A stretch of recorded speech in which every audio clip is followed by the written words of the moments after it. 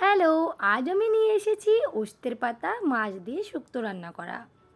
রান্নাটা কিন্তু অনেকই সুস্বাদু, বাঙালিদের প্রিয় খাওয়ার। আর গরমের সময় তো এটা সবার ঘরে ঘরেই রান্না হয়। তেঁতোটা তেঁতো খেতে অনেক লোকেই ভালোবাসে, আর অনেকেরই পছন্দ।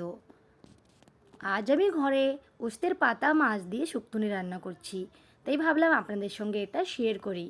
তো আসুন আমি দেখিনি আমি কিভাবে এটা রেডি করব। প্রথমে আমি নিয়ে নিয়েছি তরকারি রান্না করা কলাটা ছেলে ভালোভাবে কেটে নিয়েছি, আর খোসাগুলোকে আমি আলাদা রেখে দিয়েছি, ওটা আলাদা ডিশ করার জন্য। আর একটা মিডিয়াম সাইজের আলু নিয়ে নিয়েছি, আলুটা কেটে নিচ্ছি।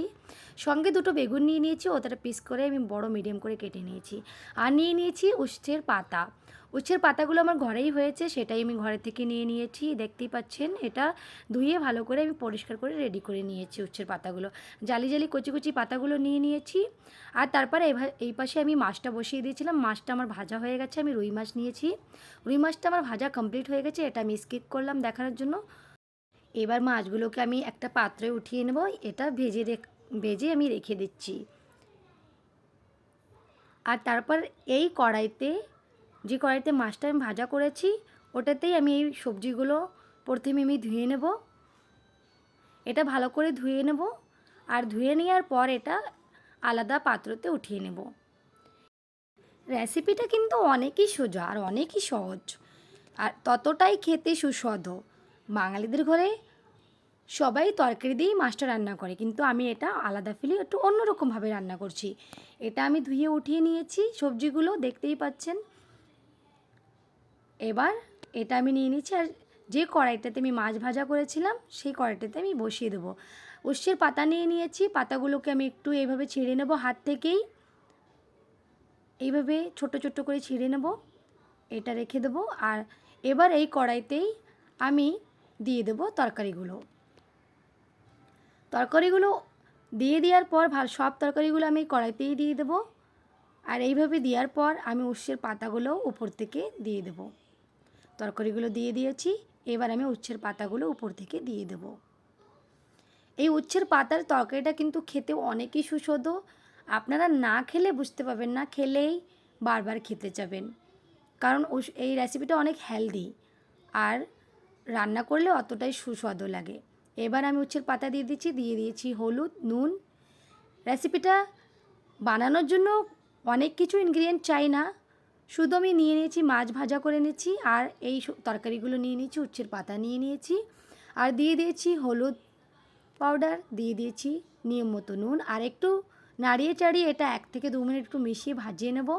এটা একটু ফ্রাই করে নেব, আর তারপর ঢাকা দিয়ে দেবো জল দিয়ে। জলটা ঢাকা দিয়ে আমি ফুল ফ্লেমে এটা রান্না করে নেব যতক্ষণ না তরকারিটা সেদ্ধ হয়ে যাচ্ছে। এটা আমি ফুল ফ্লেমে রান্না করে নিলাম, তরকারিটা আমার সেদ্ধ রেডি হয়ে গেছে। কড়াই থেকে আমি নামিয়ে নেব, কড়াইটা ধুয়ে আবার বসিয়ে দেবো। বসিয়ে দেওয়ার পর কড়াইটাতে আমি তেল দিয়ে দেবো। তেলটা ভালোভাবে গরম করে নিতে হবে, আর তেলটা ভালোভাবে আমি গরম করে নিয়েছি। আমি রিফাইন তেল ইউজ করছি, আপনারা চাইলে যে কোনো অয়েল, আপনারা কুকিং অয়েল ইউজ করতেই পারেন, সরষের তেল দিয়েও রান্না করতে পারেন। আমি এটা রিফাইন ইউজ করছি। রিফাইন তেলটা আমার ভালোভাবে গরম হয়ে গেছে, আমি ছোটো চামচের 1 চামচ দিয়ে দেবো সরষেটা ফুটিয়ে নেব ভালোভাবে। এটা সরষেটা এইভাবে ফুটোতে হবে, একটা ঘ্রাণ আসবে, খুব সুন্দর একটা সুগন্ধ আসবে। তারপর ভালোভাবে একটু ফুটিয়ে নিয়েছি, আর এবার আমি দিয়ে দেব ভেজে রাখা মাছগুলো। যে মাছগুলো আমি ভেজে রেখে দিয়েছিলাম, সেই মাছগুলো আমি এবার এক এক করে এই কড়াইয়ের ভিতরে দিয়ে দেবো। সরষেগুলো ভালোভাবে ফুটিয়ে নিয়েছি, আর এবার আমি দিয়ে দিচ্ছি মাছগুলো আমি এক এক করে সবগুলোই দিয়ে দেবো। আর দিয়ে দেওয়ার পর আমি দিয়ে দেবো যেই তরকারিটা আমি বয়েল করে নিয়েছিলাম হলুদ পাউডার আর নুন দিয়ে। এবার তরকারিটা আমি ঢেলে দিয়েছি। এটা কিন্তু আমি অনেক সিম্পলি রান্না করেছি, কিন্তু আপনারা বিলিভ করুন, খেতে এত সুস্বাদু লাগে ভাতের সঙ্গে, আপনারা বিশ্বাস করতে পারবেন না যতক্ষণ না বানাবেন। এটা উচ্ছের পাতা দিয়ে আমি শুক্তনি রান্না করে রেডি করলাম। একটু ঢাকা দিয়ে দিয়েছি 2 মিনিট 3 মিনিট, আর তারপর দেখে নেব। আর তরকারিটা আমার রেডি, দেখেন কেমন ফোট উঠছে। তরকারিটা কিন্তু রান্না রেডি হয়ে গেছে, দেখতেই পাচ্ছেন। খেতে অনেকই সুস্বাদু, আমি অনেক সিম্পলি রান্নাটা করেছি, এটা অনেক হেলদি খাওয়ার। তো আপনারা অবশ্যই এইভাবে একবার বাড়িতে ট্রাই অবশ্যই করুন, এইভাবে রান্না করে খেয়ে দেখুন। এই রেসিপিটা অনেকই সুস্বাদু। আর ভিডিওটা ভালো লাগলে পর আপনারা সাবস্ক্রাইব করবেন, শেয়ার করবেন, কমেন্টে জানাবেন খেয়ে কেমন হয়েছে। আর আমার ভিডিওটা সাবস্ক্রাইব করা ভুলবেন না, আপনাদের সাথে অনুরোধ রইল। আর আমার ইজি রান্নাবান্না চ্যানেলের নেক্সট ভিডিও দেখার জন্য আমার চ্যানেলটা অবশ্যই আপনারা সাবস্ক্রাইব করবেন। Thank you.